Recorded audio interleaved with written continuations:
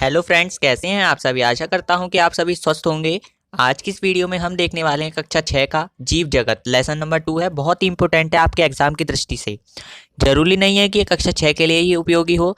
जिस भी एग्जाम में विज्ञान विषय आता है कॉम्पिटिटिव एग्जाम में, उसमें भी यह बहुत ही महत्वपूर्ण टॉपिक है। तो चलिए देरी ना करते हुए वीडियो को शुरू करते हैं।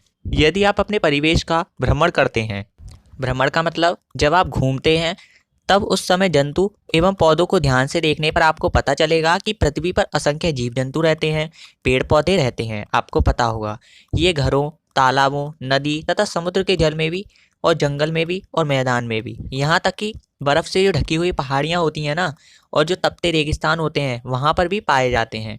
इन जीवधारियों का आकार और आकृति आपने देखी होगी, हर समय हर जगह पर अलग अलग होती है। इनके भोजन की आदतों, संरचनाओं, स्वभाव तथा व्यवहार में भी काफ़ी विविधता होती है। यानी कि जहाँ पर भी आप देखेंगे, एक तो इनकी आकृति चेंज होगी, इनका जो आकार है छोटा बड़ा, यह उन्हीं पर डिपेंड होता है, वहाँ की भूमि पर। ठीक है, तो ये सभी आपको ध्यान रखना होगा। आगे देखते हैं आकार में विविधता। सबसे पहले आकार में विविधता ही देखते हैं। जो जीव जंतु पाए जाते हैं उनके आकार में जो विविधतापन पाया जाता है उसको देखते हैं। जैसे सजीवों के आकारों में भारी विविधता पाई जाती है। आपने देखे होंगे ना, सजीव जो सांस लेते हैं उनको देखा होगा, कोई मोटा होता है, कोई पतला, कोई लंबा। जैसे आप वृक्ष ले सकते हैं, आदमी ले सकते हैं, या फिर जीव जंतुओं को ले सकते हैं। ये सब सजीव वस्तुओं के अंतर्गत ही आते हैं। तो इनके आकारों में आपको क्या देखने को मिलती है? विविधता देखने को मिलती है। सभी एक आकृति के नहीं है, आपको पता ही होगा।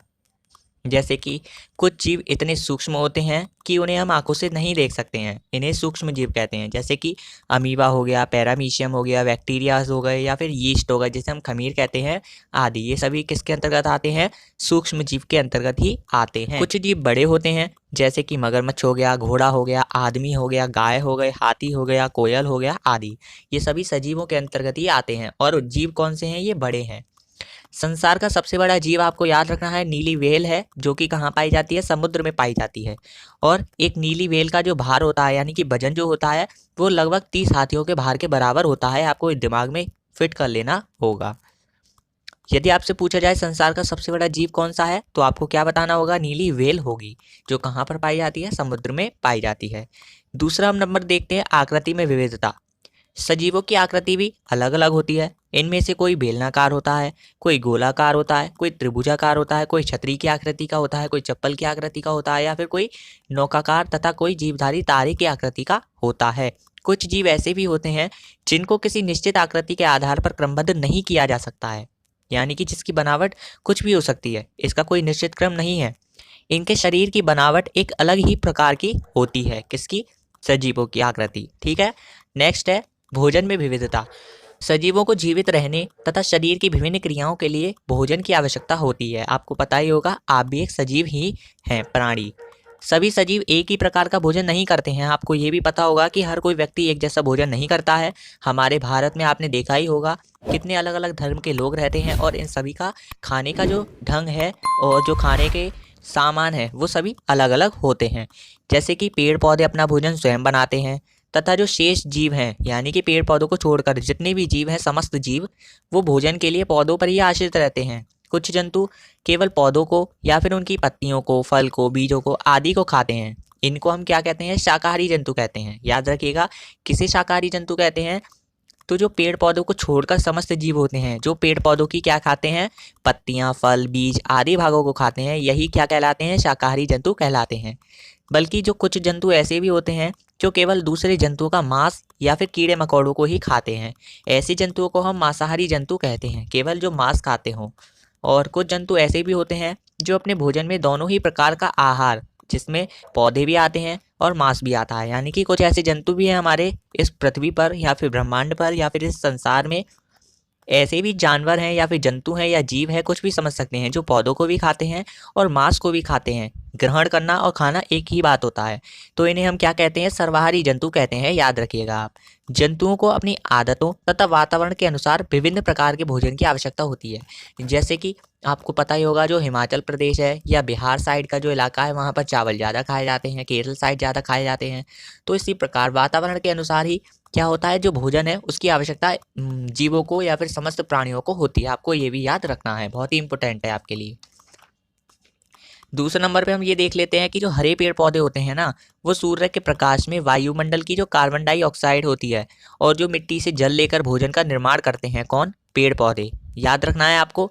इस प्रक्रिया को हम क्या कहते हैं? तो प्रकाश संश्लेषण की प्रक्रिया कहते हैं। ये आपके एग्जाम की दृष्टि से बहुत ही ज़्यादा इंपॉर्टेंट है कि प्रकाश संश्लेषण की क्रिया में क्या क्या होता है। तो आपको दिमाग में याद रखना है कि जो हरे पेड़ पौधे होते हैं वो सूर्य के प्रकाश में वायुमंडल की कार्बन डाइऑक्साइड तथा मिट्टी से जो जल होता है उसको लेकर, हम जो पौधों में, वृक्ष में या फिर पुष्प में, कुछ भी हम कह सकते हैं, जिसमें हम पानी डालते हैं ना, वही पौधा आखिर में क्या होता है? सूर्य के प्रकाश की उपस्थिति में बहुत पौधे का क्या होता है? भोजन होता है। आपको दिमाग में याद रखना है। इस प्रक्रिया को हम किस नाम से जानते हैं? तो प्रकाश संश्लेषण की प्रक्रिया के नाम से जानते हैं। इसीलिए जो हरे पेड़ पौधे होते हैं ना, उन्हें स्वपोषी कहते हैं। क्यों कहते हैं स्वपोषी? क्योंकि वह स्वयं ही भोजन बना लेते हैं। कि हमें कोई भोजन देगा, ये किसी पर भी डिपेंड नहीं है। तो हम समझ चुके हैं कि जो हरे पेड़ पौधे होते हैं उन्हें स्वपोषी कहते हैं। और कुछ जंतु ऐसे भी होते हैं या फिर जो पादप होते हैं जो अपना भोजन स्वयं नहीं बना पाते हैं, जैसे कि इंसान को ही ले लीजिए, ये अपना भोजन स्वयं नहीं बना पाता है। तो यह किस पर निर्भर होते हैं? वृक्षों पर निर्भर होते हैं, जीव जंतुओं पर भी निर्भर होते हैं। तो इन्हें परपोषी कहते हैं। आपको दिमाग में याद रखना है स्वपोषी और परपोषी। स्वपोषी क्या होते हैं? जो स्वयं भोजन बनाते हैं। इसके अंतर्गत पेड़ पौधे आते हैं जो किसी पर भी डिपेंड नहीं होते हैं। और जो परपोषी है उसका आसान और सही उदाहरण है मनुष्य, जो कि केवल पेड़ पौधों पर या फिर जंतुओं पर निर्भर रहता है। वह स्वयं भोजन नहीं बनाता है, वह किस पर डिपेंड होता है? पेड़ पौधों पर और जंतुओं पर। तो आपको दिमाग में याद रखना है। आगे की वीडियो देखने के लिए चैनल को सब्सक्राइब कर लीजिएगा। आगे हम देखेंगे आवास एवं स्वभाव में विविधता और परिवेश में विविधता। इसके बाद जातियों के बारे में जैसे कि मोर है, उसका जो वैज्ञानिक नाम है यानी कि साइंटिफिक नेम्स है पावो क्रिस्टेटस है। जैसे कि मनुष्य को ले लेते हैं, उसका जो साइंटिफिक नेम है होमो सैपियंस है। इन सभी को हम देखेंगे।